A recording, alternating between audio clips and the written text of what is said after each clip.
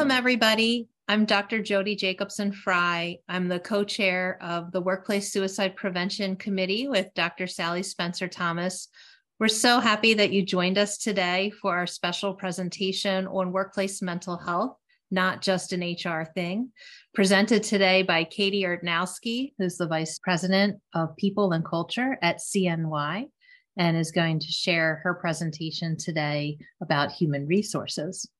Katie, we're so lucky to have you here with us today as you share your experience as an HR professional and going through some of the steps to become more suicide informed using the national guidelines.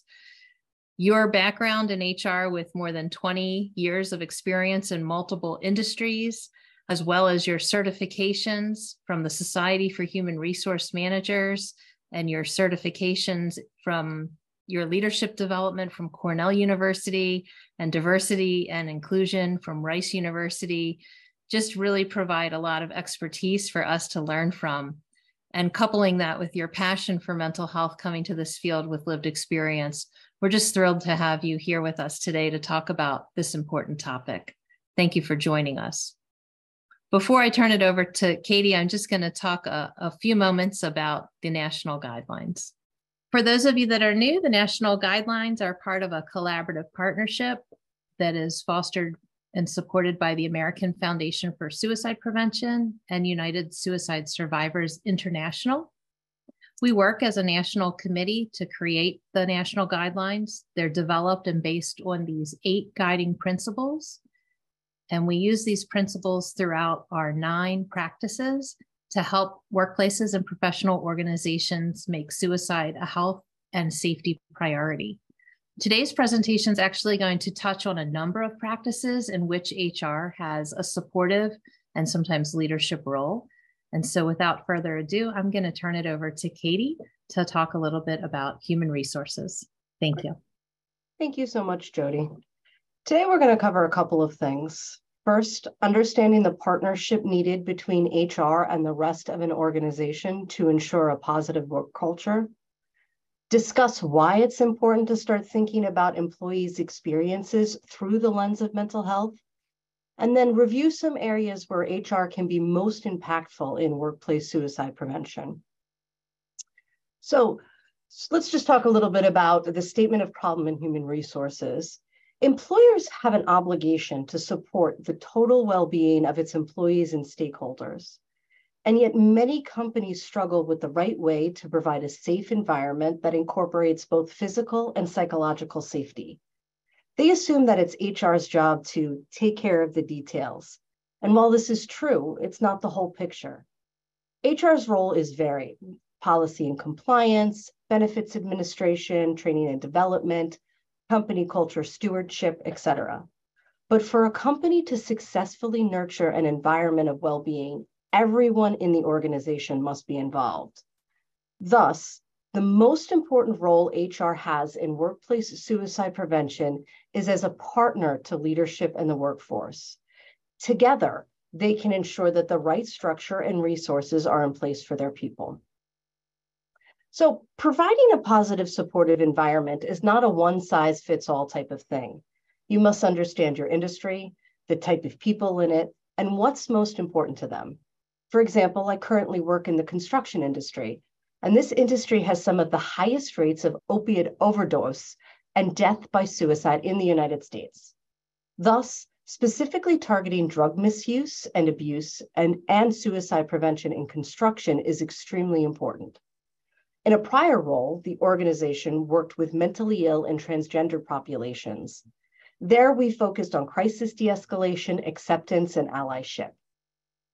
We can't remove the stress of a job, but tailoring your employees' experiences or how they interact with your company can really help build a sense of belonging. And we all know how important it is for those struggling with mental health to have that sense of belonging. HR can help by designing employee policies, benefits, and other services to ensure that they are supportive. Things like flexible work policies, working from home, flexing your hours, paid time off without restrictions, or even better, paid time off that calls out mental health support and issues. providing benefits that cover a variety of providers and needs. So not just medical, dental, vision, but specific mental health benefits, financial planning, family planning, all of those types of things. Providing professional and personal growth opportunities, and not just the traditional training and development, but developing one-on-one and small group activities like mentorship programs and peer allies. And then finally, social connections. HR is known to organize social activities, but where it can really be impactful is in strategically connecting people to help strengthen that sense of belonging. These all have an added benefit of helping with diversity and inclusion efforts, and also increasing employee engagement and retention. All right, so now that we've talked a little bit about building the foundation, let's dial into suicide prevention. As I said earlier, HR cannot be an island in promoting awareness or implementing strategies, but where it can be particularly effective is in facilitation. HR can work with the right people throughout the organization to ensure that the 9 practices are successfully implemented. And I'll highlight a few today. First, communication. HR can take the lead in increasing awareness through communication campaigns, such as company newsletters, email blasts, physical posters around the office. But more importantly, HR can be impactful by ensuring that the language and tone is appropriate for the message. Next is training. This is definitely in the HR wheelhouse, and we can help coordinate the rollout of training. But where we can be impactful is in the right content and modalities for the people within the organization. It's also really important for HR to track and monitor the impact of the training to ensure that it's having its intended effect. Another practice HR can be impactful is in ensuring the right resources are available. HR is charged with managing the benefit portfolio. But besides providing the right benefits, HR should be regularly auditing the services to ensure that they're actually meeting employee needs. They can also take a very active role in vetting and negotiating rates for mental health specific coverages, such as your EAP. And finally, HR should take the lead in any crisis response. Here, pre-planning is key, and HR should regularly be reviewing protocols with the response team to ensure that they're up to date. But not just with your team that you mobilize in a crisis. HR should be sitting with leadership so that they are well-versed in what that crisis response is going to be as a reminder of how important it is. Now let's flip for a moment and talk a little bit where HR may have concerns or even be roadblocks in suicide prevention. One of HR's roles is compliance and risk mitigation, and that means that they need to ensure that a company and its employees' rights are protected. But it's often hard to balance the risk versus the reward. So we'll talk a little bit about that right now. First, biggest fear is always around privacy. What happens if people don't feel safe talking about their struggles? What if coworkers or managers share private health information?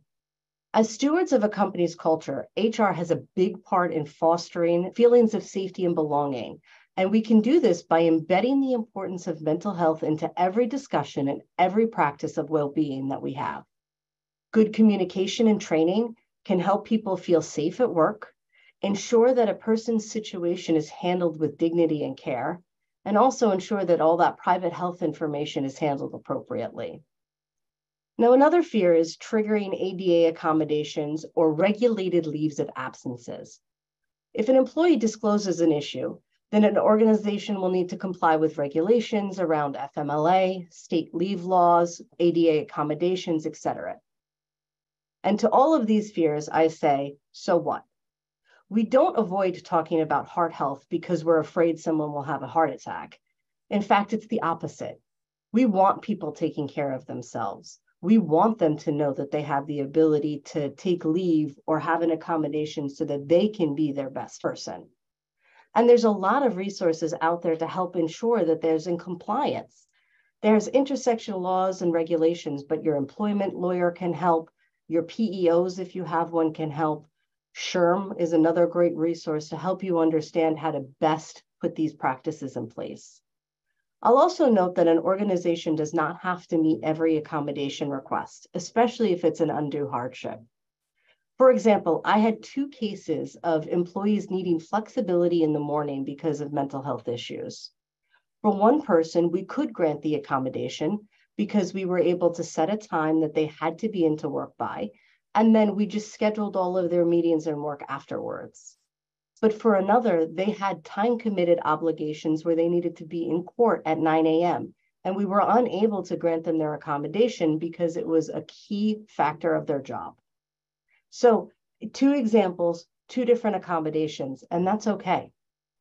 Lastly, let's talk a little bit about the fear of claim of retaliation or discrimination. A person needs to be able to do their job, and the reality is most people want to be productive and be successful in their work.